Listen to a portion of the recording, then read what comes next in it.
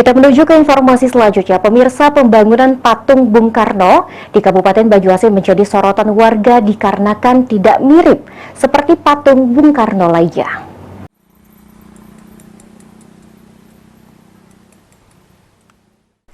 Maraknya patung Bung Karno yang tidak mirip seperti aslinya menjadi sorotan publik, di mana patung Bung Karno yang sedang dibangun di kawasan Bung Karno Sports Center di Jalan Lingkar, Kecamatan Banyuasin 3, Kabupaten Banyuasin, sama sekali tidak mirip seperti patung-patung Bung Karno yang lainnya. Patung Presiden Republik Indonesia pertama ini seperti dibuat asal-asalan. Bentuk wajah patung Bung Karno yang sudah ada terlihat kurus dan berwibawa. Tak hanya dari bentuk wajah saja, dari bentuk pakaian yang dipakai oleh sang proklamator ini juga terlihat besar, sehingga bentuk tubuh dari patung Bung Karno ini terlihat menjadi gemuk.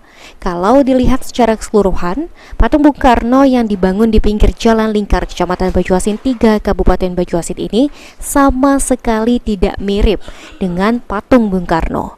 Kadis PUTR Ardi Arpani saat ditemui di kantornya belum bisa memberi komentar dengan beralasan sibuk rapat bersama PJ Bupati Banyuasin.